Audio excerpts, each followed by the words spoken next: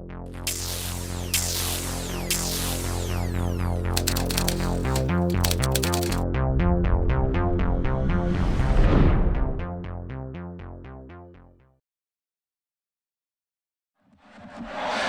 everybody, how's everybody doing? Good.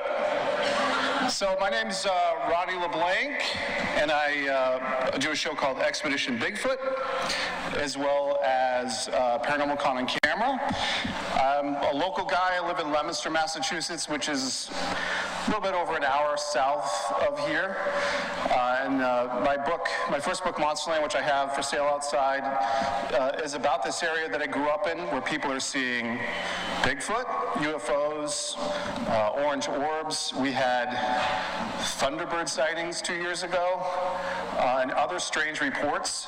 So very similar to, say, the Bridgewater Triangle in southeastern Mass, where people are seeing very similar type of activity. So the idea of a potential portal being there to explain all this different phenomena coming in and out, and also being seen in the same time. So this is a film term called suspension of disbelief. And the idea is, this is my way of approaching and listening to encounters and reports, because a lot of times our rational brains trying to wrap our head around explanations of what we may have seen. And I'm going to talk about a few different encounters that I've had that may sound like science fiction, and others like you may have had similar type of experiences. But people are having these during the day, at night, and in places that aren't necessarily complete forest. We're talking suburbia, people having sightings in their backyard. So you'll be surprised what's going on around us all the time. So what is Bigfoot? When I started off on this journey when I was really young and just being interested in this subject matter, I believe that I was looking at an undiscovered primate, an animal that has yet to be classified by science. And it wasn't until I've had some personal experiences, I did my research, but then going out in the field and experiencing these things, it's been more solidified that there's something else going on when it comes to Bigfoot. Most people that have had encounters will describe a variety of different things. They'll either describe this looking like something that's more human. Others describe it as having primate or ape-like features. And then others will also talk about some strangeness, what we call high strangeness that comes with some of this, where they may see the figure, but it almost seems to be blurry or vibrating. We talk about why are all the Bigfoot photos blurry out there. There may be an explanation for this in regards to if these things are something else, they're vibrating at a higher frequency, so our cameras aren't able to actually capture that. And we'll talk about a few of these different scenarios and what I'm talking about. But for 400 years, the indigenous people of America have been seeing these creatures. And if you look at these early reports, they're not going to say Bigfoot, it's not going to say a Sasquatch, it's going to say wild man, man of the woods, mountain men, these different monikers. But what's amazing is if you look at, this is a snapshot of just some of the tribes and their names for Bigfoot or Sasquatch. What's incredible is why would all these tribes have a name for something that doesn't exist, that isn't real? And a lot of the tribes do believe that Sasquatch is something that is more supernatural, something that's more paranormal. And we've talked to different tribes in Pacific Northwest. I can't reveal the exact tribe, but there's a tribe in the Pacific Northwest in the Washington State area that follows the whereabouts of Sasquatch in that area to let the other tribes know to stay out of those sections of the forest while they're hunting. They also believe that these things are somewhat interdimensional. You want to call them alien or what have you. They pop in and out of our reality, and I'll talk about a few of these different scenarios that happened right in Leominster and Monsterland from different researchers, and it's pretty fascinating stuff. This is an old map of Sasquatch sightings throughout the U.S. And the key thing here is, one, we think the Pacific Northwest. Initially, when you start to get into this, you think there's only one Bigfoot popping up everywhere. That's not the case. They are moving in family groups and pods, and they are copulating. I've seen videos of babies running with family units up in Maine. But what's amazing is if you look at this entire map, these are the reported sightings. So you think about how many people. I have had experiences that I have not put into a database. Doesn't mean they didn't happen. It's just the fact that we have so many of us that have photographic evidence, video evidence, and we're still afraid to share these stories and go out in public to say that we believe in this, because the stigma still stands that, oh, you're crazy, you must be on drugs, you must be seeing something. But people are having these experiences all the time, and it's police officers, it's military, it's doctors and lawyers, people that are considered, professions that are deemed credible are having these type of experiences. And it's not just North America, this is a global thing. Yowie in Australia, the Yeren in China. So they're all seeing very similar beings that may have different colors and different sizes. And we could be looking at a variety of different species as well. Evidence that's out there. Where's the bones? Where's the bodies? There's early reports, late 1800s, early 1900s, that the Smithsonian, there's several books by Hugh Newman and others out there that talk about them actually taking away some of these skeletons that are 8, 9, 10 feet tall. Could these be the bones of Bigfoot? Quite possibly, but we do have some pieces of evidence that are out there. The Patterson Gimlin film, which just had its 55th anniversary on this past Wednesday, was shot in 1967. There was a series of 3 different sets of footprints that they were following and captured this video that's been analyzed over and over again, has never been deemed fake or hoax. They've tried to reproduce this with myriad of success. So that still stands out there. And then other people and encounters of researchers and just people that are out there in the woods hiking are encountering structures. And some of these can be teepee-like in nature. Some can be almost like living sculpture, where basically they're taking a tree and bending it over in such a way. And you'll see a variety of these kind of pointing down to, say, a body of water or a certain section. And this is a shot from when we did the show and we had an expedition in Kentucky. This was in a position that was almost like climbing up a wall to get to this particular spot. And we uncovered this in the middle of the night. Dr. Maria actually walked into this as I was talking about finding these structures. And what was amazing is where this sat, there was a 360-degree view of the area. So it was so strategic that if anything was coming up, you would hear it long before it even made it to the top. And anytime we find something really interesting, we'll take eDNA samples. And eDNA will take basically a sample from the soil, from water, and give you a snapshot of what species are interacting or in those areas. And we submitted this to the lab at UCLA, and it came back unknown primate. And an enormous amount of hits that they did the test again. No one's ever seen a Bigfoot building a tree structure, but I think we got the closest thing to it, where we're showing there's DNA evidence of something that's an unknown primate that actually put this together. Has anyone ever heard of the Sierra Sounds? Does anyone not want to sleep tonight? Google, YouTube, the Sierra Sounds by Ron Moorhead and Al Berry. Matt played me some audio tonight from Rochester, Massachusetts, and you're hearing this guttural Bigfoot communicating. And the same with this, Scott Nelson, a cryptolinguist from the Navy, analyzed this audio between 2 individuals, and it sounds like an alien language that's sped up. It's pretty fascinating, and it's also terrifying to hear this, knowing that these things are out there in our forest at night, and people are seeing them during the daytime. So check this out when you have a moment. And there are trail cam images and videos. If you do some digging. This is one that will kind of play back into my presentation in a little bit, but something that's always been really interesting is the Jacobs trail cam photo from Pennsylvania, and it does look like something bipedal bending down. You can see the conical shaped head. And there's a bunch of different videos and photos that are starting to emerge.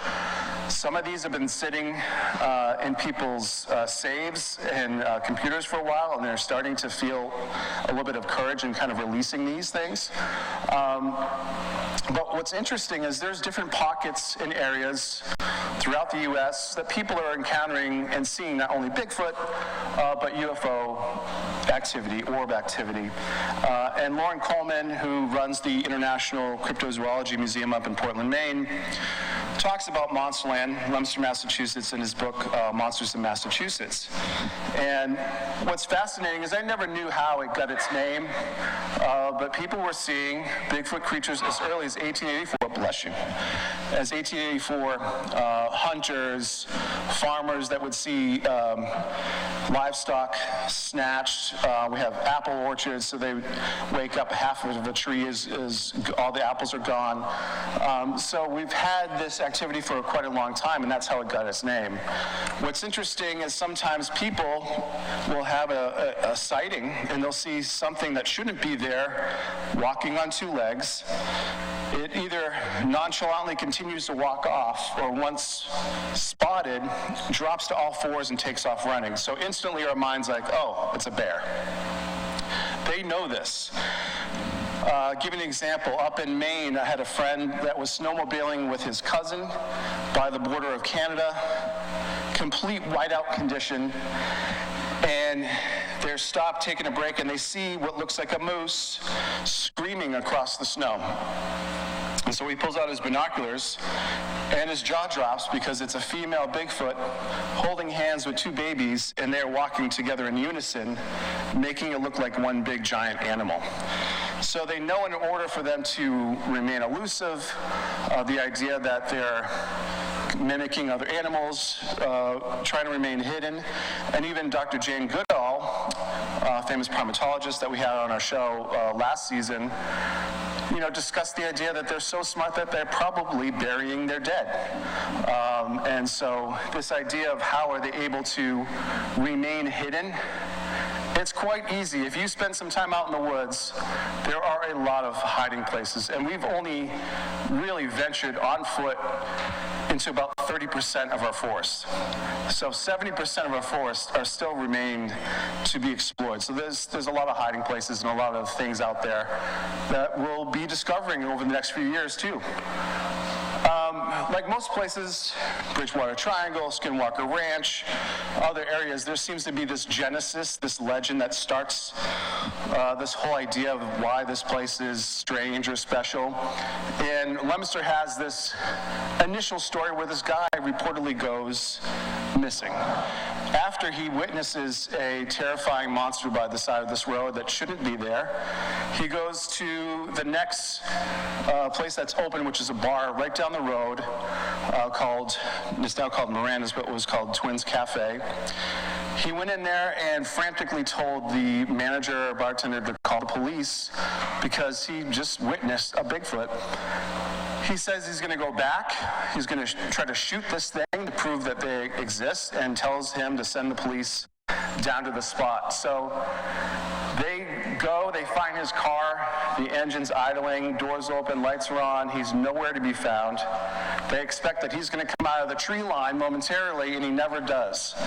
And so this idea of people disappearing in our state forests and state parks by the work of David Paulides and others, I've never found anything to corroborate this disappearance, but it does kind of connect to a lot of these places where they have similar type of stories around this type of activity. The old adage, I'll believe it when I see it, right? The reality is we can only see less than 1% of our reality. So the idea that there's so much going on around us all the time is not that far-fetched. When was the last time you saw an atom or oxygen, right? So we have things that live in this invisible world, and the idea that there are things that seem to pop in and out of our reality is something that we're starting to try to comprehend, because the scientific method hasn't been able to determine what's going on. I'll give you an example. When I was 11, 12 years old, heading to Monsterland by myself to meet friends, riding my bike over there, sand dunes, power lines. This is a place that we would go ride our bikes. People had four-wheelers, bonfires, keg parties as you got older, and it was also considered like a lover's lane type area that always has this connection to people seeing shadows and lights and UFOs and things like this. Well, I decided to go meet my friends, and I went by this particular trail that I would pedal a little bit faster every time. It just had this ominous feeling to it, and I was feeling quite adventurous that I was going to go down this trail. And immediately as I got into this area, I noticed there was a lack of animal sounds, almost felt like this ominous feeling like I was being watched, and completely silent. So it got to a point where the trail came to this choke point and got narrower and narrower that I didn't feel comfortable going any further. So I literally stopped, had both feet on the ground, and for whatever reason, I just stopped and listened. And to the left of me, the forest erupts. Trees, shrubs start moving, and I feel through the soles of my feet going through the forest, and I'm waiting in anticipation in front of me to see what comes onto the trail, and it's nothing. And it continues on the other side, and I'm just, if anyone's ever seen the movie Predator by Arnold Schwarzenegger, I didn't see this outline, but I knew that there had to be something right there to disturb the environment for me to feel the reverberation through the soles of my feet. And I took off so fast, I never went to go meet my friends. I went straight home. I didn't tell a soul what I experienced because my mind was trying to rationalize what just occurred.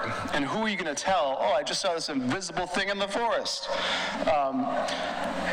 My mind did not go to Bigfoot. Even though I was interested in the subject at that time, I didn't think they were around here. I didn't think of that capability or this possibility that Bigfoot could do something like this. So this went into my subconscious for quite some time until years later, decades later, I'm working for the Boston Herald, and I'm still fascinated, obsessed with the subject of UFOs and Bigfoot. And anytime I would go on these business trips, I would go check out different bookstores and try to find books from the local area, local researchers around this subject. And I was in New York City and was at Borders, New Age section, and I was all by myself, and I'm going through the books, and I felt like I wasn't alone. And I turned, and there's a lady all dressed in black hair, just staring at me. And I'm like, okay. Back, and then I turn, and now she's like this much closer to me. You know, I'm like, whoa.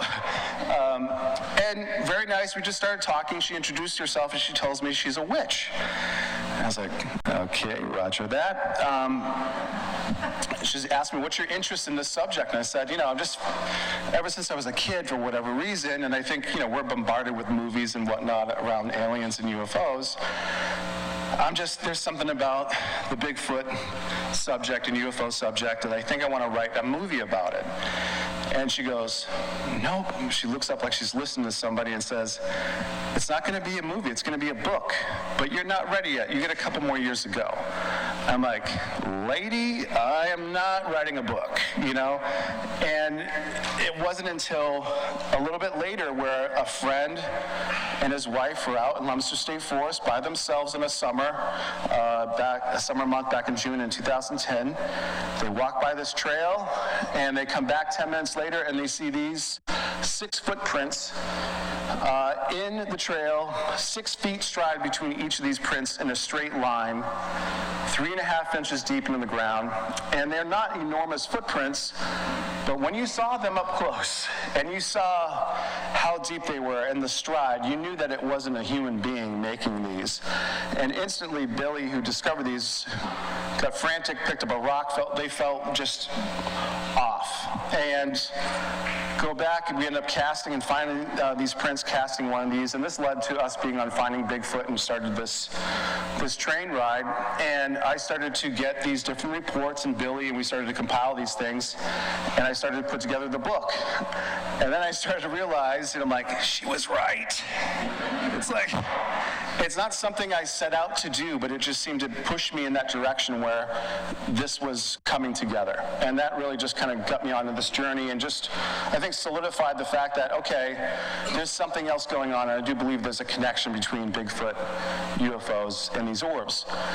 Monsterland, for example, some of these locations, like I mentioned, Skinwalker Ranch and others, different levels of extremity, but they all seem to have a variety of these ingredients. Orbs, UFOs, occult activity. You go into areas where you're finding structures, you're finding footprints. People have rocks being thrown at them, getting grunted at, maybe not seeing a Bigfoot, but smelling something, having this feeling of dread. And believe it or not, most places like this have a military base close by. We have Fort Devens, which it was confirmed to me by a special ops guy who's high up in this world that was actually stationed there, and confirmed to me that the CIA and the NSA was at Fort Devens. And I asked him why, and he just kind of raised his eyebrows and just kind of like, I don't know, maybe watching things that are coming in and around there. So we have this kind of stuff, and it seems to be that some of these bases were placed in these positions because of the activity around these areas. Right around when the Bigfoot stuff started happening and the show was about to come on, Finding Bigfoot, the episode, Bill and I decided to go down to this location behind Leominster High School where he had discovered these tracks with his wife. This was our first night investigation, and it was about 12:31 in the morning, and we're walking with little flashlights about a half mile down the trail, and we both looked at each other like, what are we doing? So we start doubling back, and we're kind of laughing and talking about it, and we know that what they found was really significant. We had these footprints analyzed by Dr. David Brake from the BFRO.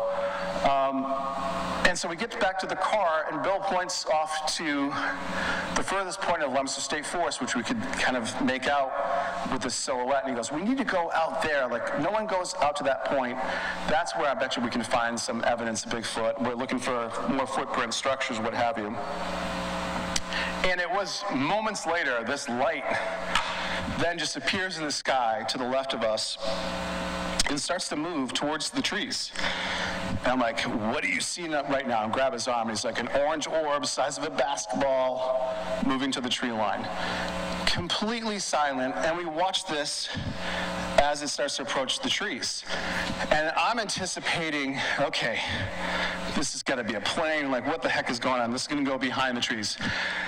We watch as this light, like headlights on a car, goes through the forest and lights up the trees. And we're just like, oh my God, this thing is going through, lighting up. It hovers over the spot that Bill pointed to and goes shoot into the ground. And we scream like little girls, jump into the car, peel out, like, whoa, what was that? And from that point, and I had two of these things fly over my car on my way home, coming into Leominster. His son, a couple days later, opens the door, 5:30 in the morning. There's an orange orb hovering by the telephone pole, shoots up into the sky. And as you start digging into this, other researchers are encountering these orange balls of light. And they seem to have some correlation or connection to Bigfoot. If you look at a map of UFO sightings, and there's a great, you can do this Bigfoot mapping project. He's identified different areas, reports, but he's taken the map of Bigfoot sightings and UFO sightings and laid them on top of each other, and they look oddly familiar. So what's interesting is you look at some of the top reports for UFOs, and this changes year after year, but what seems to occur over and over again is Washington State, #1 for UFOs. Washington State, #1 for Bigfoot sightings. No coincidence there. And Massachusetts at one point in time was in the top 20. One of the best states to see a UFO this year is in Vermont. Low light pollution, the Bennington Triangle, they have a lot of activity up there. But for every 100,000 people, 88 people will have a UFO sighting in Vermont. When it comes to UFO reports and then these Bigfoot reports that seem to kind of coincide in the time and different locations.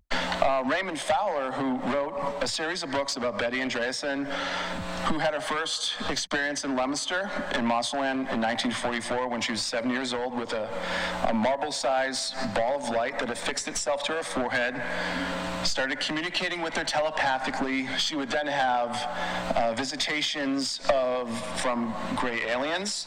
They placed her whole family into suspended animation. I mean, amazing stuff. It was part of a Project Blue Book case. But he wrote a series of these books, and he would get reports from the Mass State Police on these UFO sightings, and he was starting to get calls. He's like, hey, Raymond, do you take Bigfoot sightings? He's like, I do now, because they were coming in. This is a map. You can get this on Amazon. Folklore, supernatural phenomena. We're told Native American mythology, right? But what's amazing is, why are people seeing these things now? Why are people seeing these things that aren't supposed to exist, these myths and legends, in areas that the Native Americans have been talking about for so long? So you have, for example, so different geographies will have a particular cryptid that only seems to appear and disappear in those regions, nowhere else. So, for example, in Alaska, they have the Kushtaka. The Kushtaka is like a Bigfoot, but it's like this otter-type man. It has this ability to actually transform itself into your past dead relative and try to pull you into the water and try to take over your mind. And the tribes that are out there believe that this is an interdimensional being.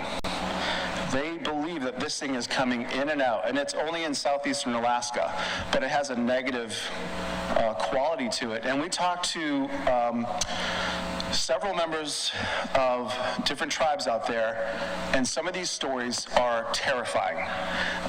We always hear, no, Bigfoot doesn't, this and that, but some of these are downright, you can't believe people are having missing time together for 3 days, waking up next to each other with their shirts torn, covered in blood that isn't their own, and they can't recall where they were for the last 3 days out hunting in the Alaskan wilderness.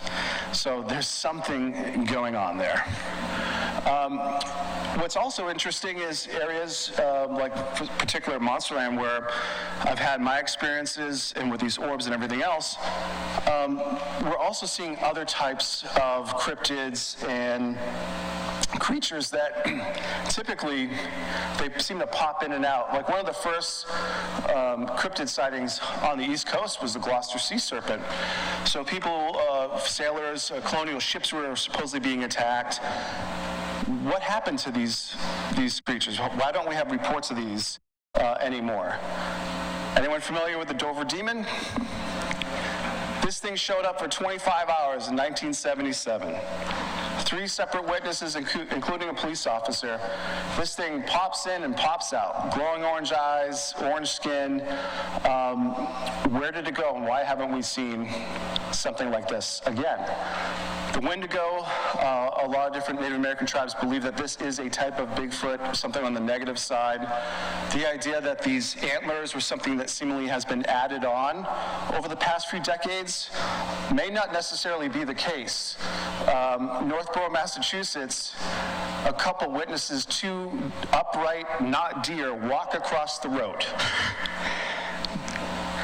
And then in Connecticut, a family comes home, 2:33 in the morning, they pull in the driveway, and a 3 to 4 foot tall creature that looks like a tree runs across their driveway.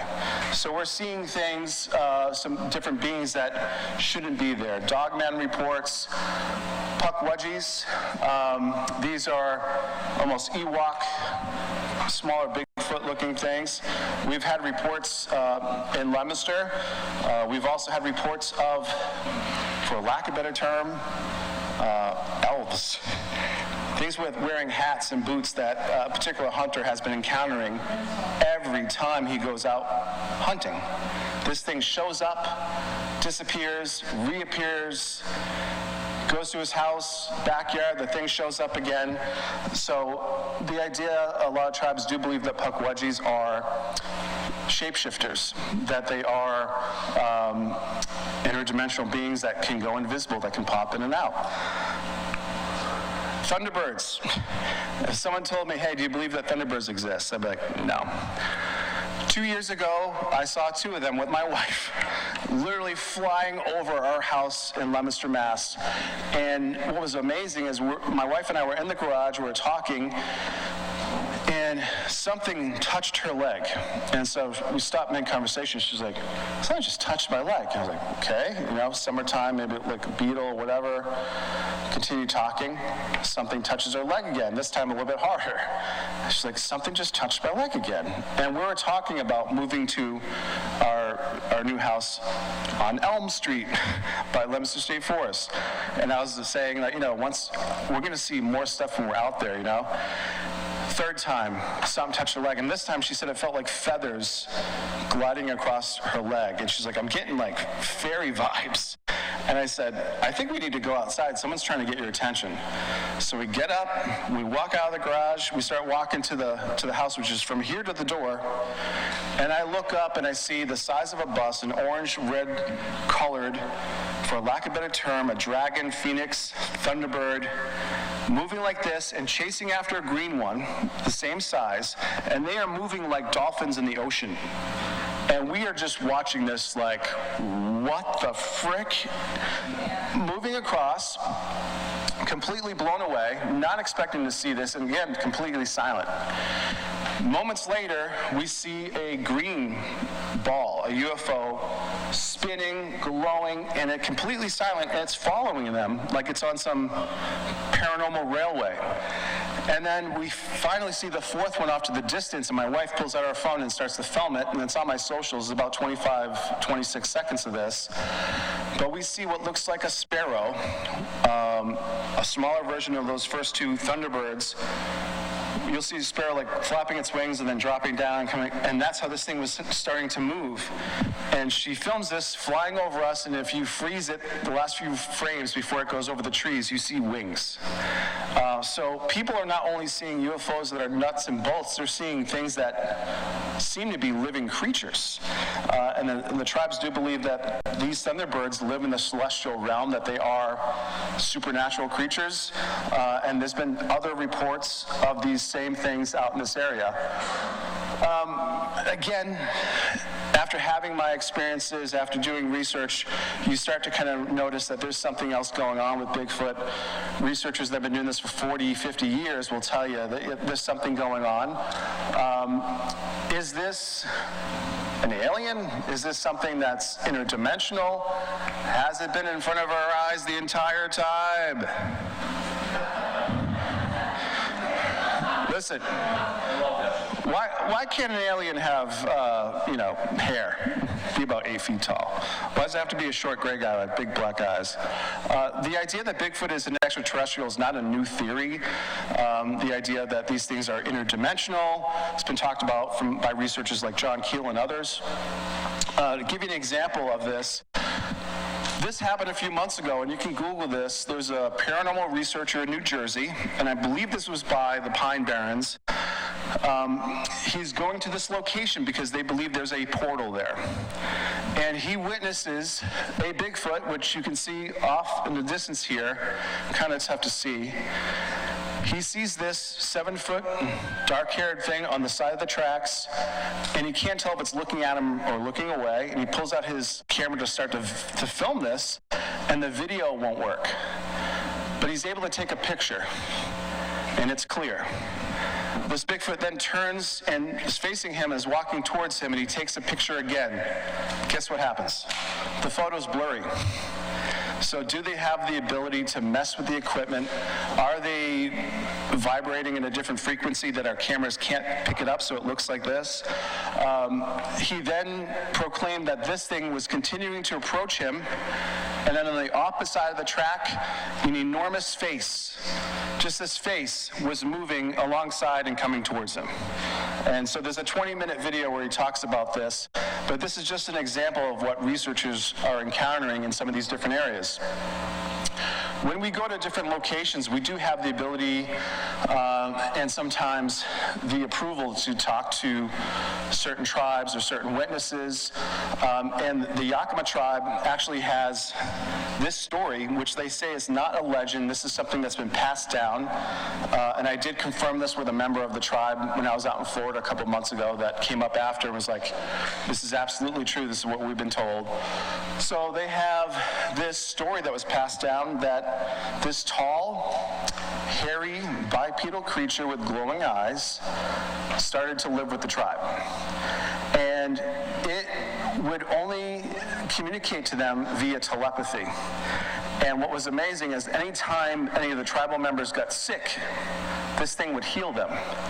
And it lived with the tribe for many years until it communicated that it was going to pass away and that it needed to be brought to a specific location. So the tribe complied. They brought this creature to this location, and they laid it down. They stood back and watched, and it took its last breath, passed away. And then a UFO comes down, grabs the body, and takes off. Now, is this the answer for everything and what we're talking about? Probably not. But could it be for some of these situations and encounters, and is Bigfoot something else that is maybe alien, interdimensional? We hear a lot of these different reports, and if you go and look at some of these different stories, the ones that haven't extracted some of this high strangeness, you'll see something that just doesn't add up. You know, two girls are playing and they feel like they're being watched. They turn over and there's a white Bigfoot with glowing red eyes watching them holding an orb in its hand. So we have these type of stories. And then my own personal encounter that I had in Salt Fork State Park really shook me to the core. We were there for a Bigfoot conference. It was myself, Bandy Blake, Jeff Byers, and Dr. Rebecca Foster, who's a clairvoyant medium. And we're going from the conference center, midnight, 1 in the morning, and we're going to the cabin area, and there's forest in between, and I see this orange ball of light inside the forest moving around. I'm like, guys, we got something. So we run over the tree line, and as we get closer, it dawns on me. I'm like, we're at a Bigfoot conference. There's a weird light in the forest, like someone's messing with us. They got like a headlamp on with the red light on or something. So I call out and say, if you don't get out there, I'm gonna whip a rock in there. No response, and this thing's just kind of going back and forth. So I take a rock and I whip it in, and I expect to hear, oh, and just that light then goes, becomes two eyes and a shadow, and then just starts going like this, rocking back and forth. And I'm like, okay. Jeff's like, everybody shut off your flashlights, and we're literally have one right in front of us. We start to hear movement to the right of us, and then to the left of us. And Jeff's like, there's 3 of them now. We're being surrounded. So we're in this moment. Our flashlights are off. We're like right at the edge of this forest, and all this activity is happening. And Dr. Foster is bent down, and I'm trying to see the eyes, and the shadow has now kind of disappeared. And we're looking, and she says, "Get ready. It's going to move from right to left, right in front of us." And I'm like, how the hell do you know that? She's like, it just told me. And sure enough, this 8-foot tall shadow just goes right, covers about 12 to 13 feet in front of us. And what terrified me was not the fact that the size of this thing or that it blocked out the light, is that I did not hear footsteps. It floated across. This freaked me out. And the activity stopped. We went to the cabin side, and Jeff decided to go up to the top where there's this generator, like kind of humming near the cabins. And the 3 of us are at the bottom, and I just assumed he's going up to relieve himself or whatever, but he goes into the woods. I'm like, what's Jeff doing? So we turn, we start talking, and all of a sudden we hear crashing, and we turn and look back up, and he comes bolting out of the woods onto the trail, and it's like, go, go, and starts running towards us, and we're like, so we all got hit by this wave of laughter, like hysterically just started laughing like in fear, and running, and Jeff's running towards us.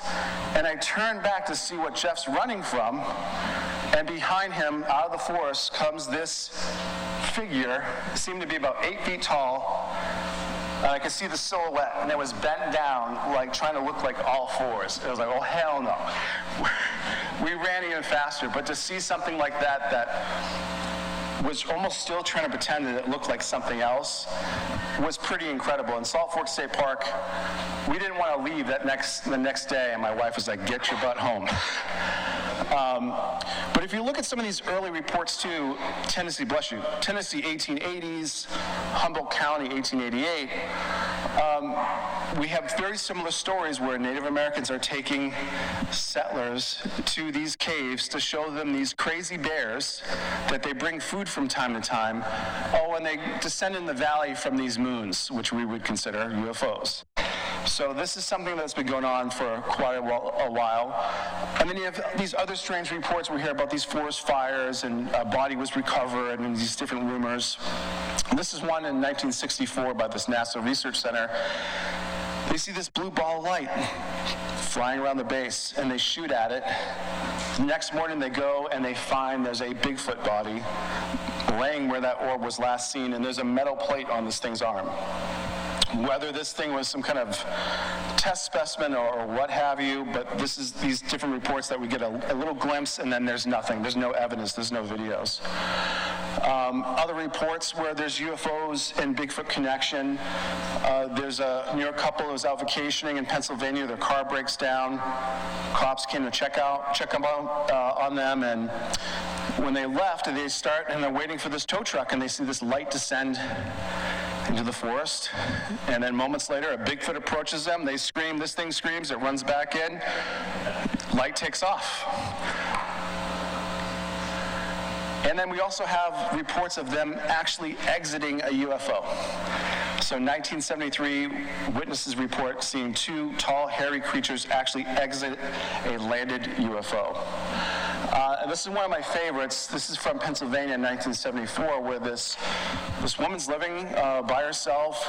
Her son will come check on her from time to time, but she's had issues with coyotes and wildlife, the trash on her porch, and there's this commotion. Her dogs are kind of freaking out, grabs her shotgun, opens a door, and there's a Bigfoot just standing there. And she just goes, boom, and it disappears in a flash of light. The next morning, her son comes over, and they discover 16, 17-inch footprints and tracks circling their house.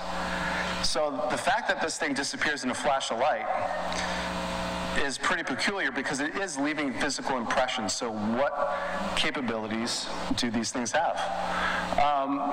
Valley of the Skookum and Enoch, this is a mother and daughter that were in the Oregon wilderness, and they were interacting with Bigfoot, Sasquatch. They were gifting, and they're also experiencing these orange orbs, these balls of light that seem to be connected. And there are theories there. We talk about the Native American shamans having this capability that they can transform themselves into a ball of light and actually traverse long distances. Can Bigfoot do this? Is this something that it can change into form, this type of form?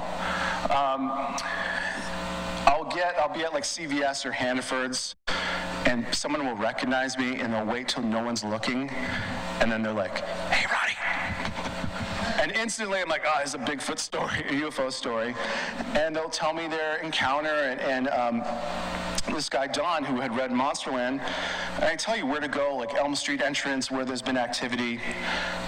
He took his black lab, and they went down Elm Street. This was in the wintertime in February, so there's snow on the ground, and you can hear every footstep crunching. So they're out there, so it's just him. He then hears the sound of footsteps stepping when he does, almost trying to go into his sound. And he tries a couple of times to throw this thing off. And he then feels the footsteps with the sound. So the earth starts to shake as he's walking, and this is getting louder and louder. And then he hears heavy breathing. And he's looking around. He can't see anything. He then hears this gurgling sound with the heavy breathing, with the heavy footsteps, and this thing should be right in front of him at this point, and the dog is just like this. And he instantly gets this flash in his mind of a Bigfoot cloaking, invisible, And he's like, yep, nope. Grabs the dog, takes off. And I was like, oh my God, like, you probably never go back there. He goes, are you kidding me? I go there every day. He wants to have it happen again. He's in his 60s. He wants to have this experience again because he's doubting that it even happened the first time. But to have that occur and a very similar encounter that I had when I was younger in that same area was incredible. And this is another researcher, Dave McCullough and others that I've worked with in the past from Western Massachusetts, and other researchers have come into Montsland in different areas and have strange encounters. And this one researcher had spent the entire day off of the Elm Street entrance and came back to his car, and he did one of these like last looks and did a double take because he saw a Bigfoot leaning against a tree, 7 foot tall or so, all covered black hair. And he can't tell if it's looking at him or away. And down the trail, he sees this hiker is coming up, and this thing starts walking into the forest, and it's looking at this hiker. So he's watching this from his car, and as he watches this Bigfoot walk away, he notices its hand starts to go invisible, until it goes up the entire arm and the whole body, almost like a liquid takes over, and it vanishes. So he experienced this cloaking capability, or what have you. Are we seeing, these type of ghosts? What are we talking about here? But they're interacting with us. They're throwing rocks at people. People are having visual sightings, and also finding evidence like hair and other things. We're also experiencing some of this strange activity with these transparent beings. My wife witnessed something while I was out filming for Expedition Bigfoot 2 years ago. At our new location, our new house, she was starting to leave, 9:30 at night, completely dark, has 2 of our kids in the car coming down the hill, and then slams on the brakes because she thinks she's going to hit somebody that has just jumped out of the woods and onto the road. So the brakes, and she's sliding, and she can see this tall figure, slender, and she can see right through it. She said it looked like static electricity on your TV screen.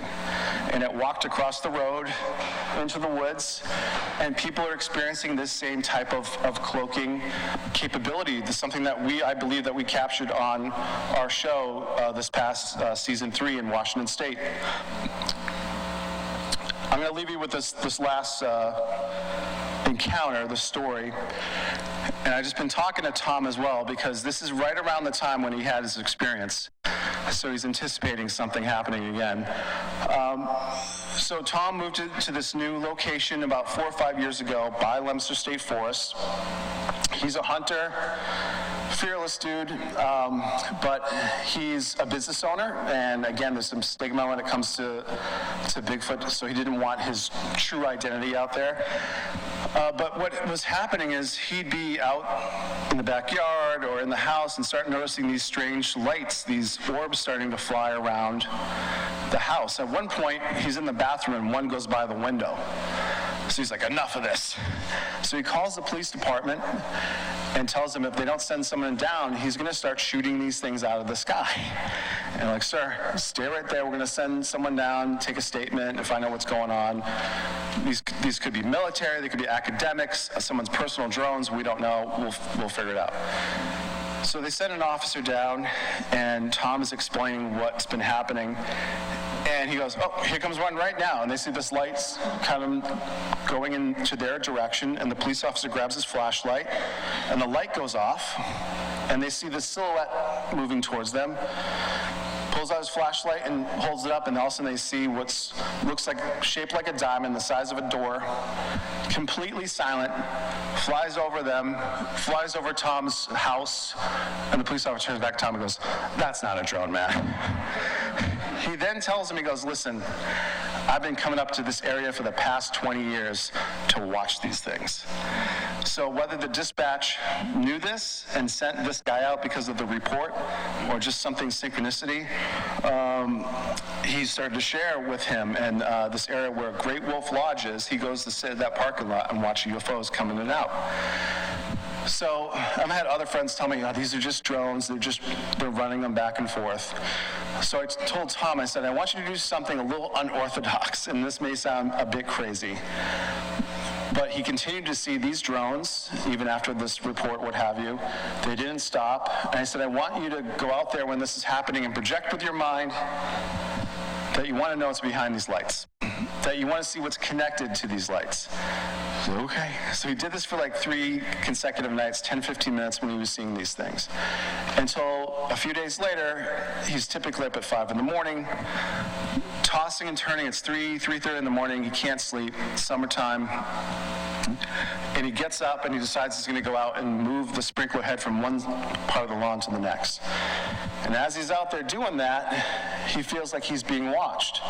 So he turns over and looks to this telephone pole, and a Bigfoot looks right at him, make eye contact, and he drops the sprinkler head, and this thing takes 2 steps, jumps over the road, over a stone wall, and he just hears it land into these leaves, and you're like, nope, goes inside, calls me, I'm still asleep, and later that morning, that trail cam photo, the Jacob's trail cam photo that I showed you, I posted that on Instagram without any text or anything, just put it on my Instagram, 8:39 or something like that, and all of a sudden he calls me immediately.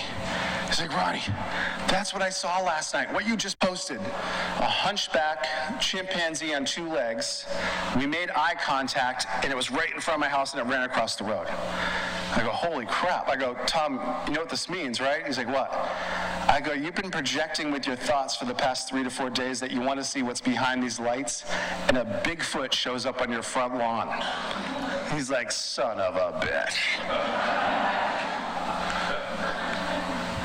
So, you know, people are having these encounters, and this is happening now. You go out there, people reports are starting to come even more as people are going into the woods and exploring.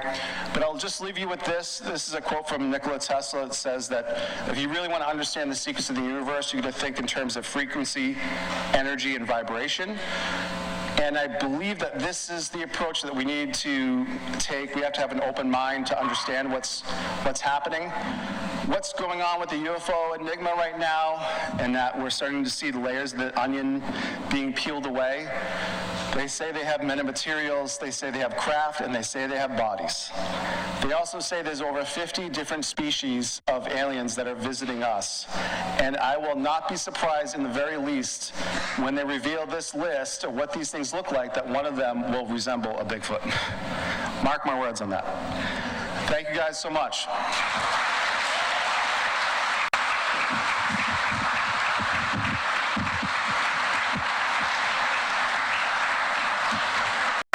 I can take a couple questions if we have some time. Is that doable? Anybody have a question I can try to answer?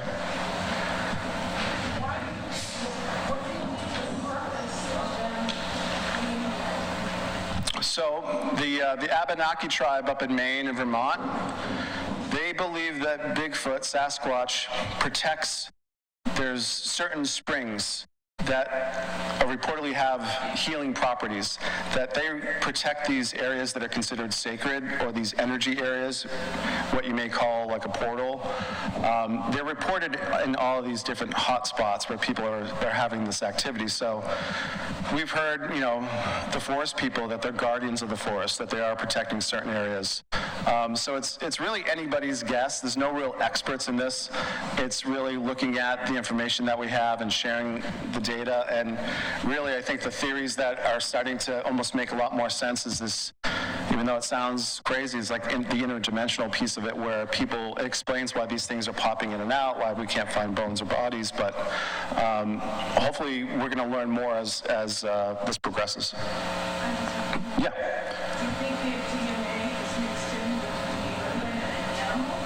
I think it's mixed in with human, because we keep on getting, even in our DNA submissions, it's come back human, so it must be contaminated, as opposed to maybe this is what it is, part.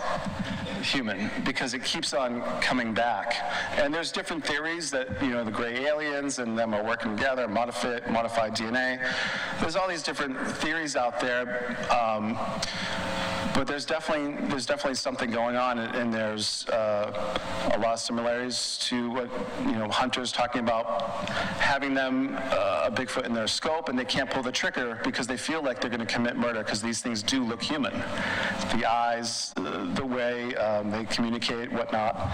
So they could be one of the first races. They could be something that's been alongside us this whole time that continues to evade us. Anybody else?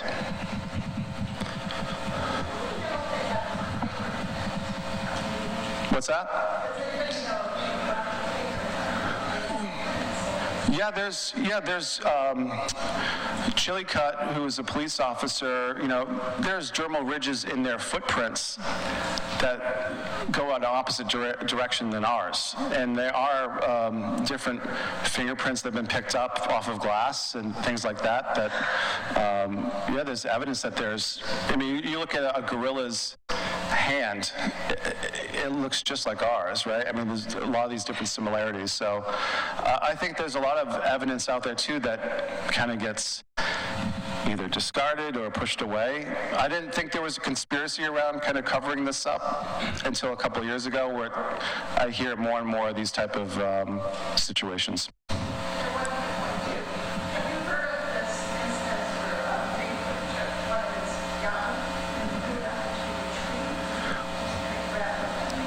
I have not, but I definitely know that there have been a lot of reports of them, people hearing in the darkness something landing like it's coming from a tree. And it's a great hiding spot. We're always looking down on the ground. We're not looking up. Anybody else? Are any of the footprints and fingerprints that have been found shared in different locations across the country? There's a famous, it's called Cripplefoot, and over, I think there was a 2-week time period from either northern Washington State to California, about 200 miles. They took a cast of that print there, and 2 weeks later, 200 miles away, that same print.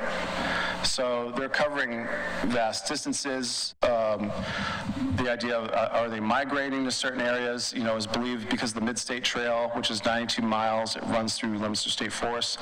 That Leominster State Forest might be some sort of a nursery or some sort of drop-off point, and that they migrate on. But I've had reports of people seeing them in the wintertime, communicating to each other, seeing a white one yell and getting a response during a snowstorm. So they seem to be in certain areas almost all year round. Anybody else? Yep. Drone footage that's picked up these in the forest or the woods across fields? Yeah. The problem with a drone is you have the canopy below you, so you never, unless you're kind of at this level kind of going through, there's definitely been a few pieces of drone footage out there. A lot of them have been kind of like, oh, that's somebody in a suit, or that's someone trying to hoax that. I think, this season you'll see we're using one of the latest, we're using fixed drones this year in Expedition Bigfoot that they use to hunt down the drug cartels in Colombia. So we're using some of the craziest tech that you can get your hands on. But if these things do have capabilities beyond our own scope, they seem to be able to mess with equipment and cameras and everything else. So, but I think we're at that place where all of us have HD quality cameras in our hands that just a matter of time we're going to get some compelling evidence. Are there any incidents of Bigfoot sightings in the Massachusetts Berkshires? Oh, yeah. A lot. There's a gentleman back here you need to talk to, David, who's with Squatchachusetts in Western Mass. There's a lot of reports out there. Yep. I would take one more. Yes. So I have an hour and a show. Awesome. Just wondering if you learned from investigation, has that changed your knowledge? Yeah, it's a question I get a lot. It's actually been strengthened because I've come into this saying that this is something that's more paranormal or connected to something that we don't really understand. And it's proven over the past, 4 seasons now of being out there with these guys and experiencing stuff that nobody has the answers for. Kind of the needle keeps on pointing in that direction. So I've been excited. Like if anyone's seen this, the shadow that we captured, what was edited out of that episode was me talking to it, literally saying, "We know you're up there, show yourself." And it was like this thing was like, "Okay, hold my beer." And it walked across. Because, all these rocks start falling and we both turn with our flashlights and people are like, "Oh, it's just a blade of grass." And no, there was nothing in front of us, literally nothing. And just like creating a shadow puppet, our lights were like this together and something walked into frame like in between us that we couldn't see. But on that rock wall, that shadow, what I could see with my eyes was hair on the shadow. Like the whole thing was hair. And it walked like the Paris and Gimlin film. And you see Dr. Murray and I dropping F-bombs. Beep, beep, beep, beep. Like we were losing our minds because we saw something walk across. And I found it very interesting that they took out the part of me talking to it to reveal itself, and it did. Because that tells you it understands what we're saying. It understands our language and whether these things, it just kind of points, these things aren't necessarily just animals. We're mammals, but it understood what I said and it actually showed itself. And we do believe that there was a mother type up top and this was a smaller one that did this. And we had that activity the whole time. Every time we kept on moving down, it was directly opposite of us. It was never down the river. It was directly opposite of us every time. So for me, for us to capture that, I could quit the show now and feel satisfied that I captured evidence that these things can cloak, that they can do things that we don't really understand yet. But we don't like it. No. I'll keep on trying until I get killed out there. Thank you guys so much. Appreciate it.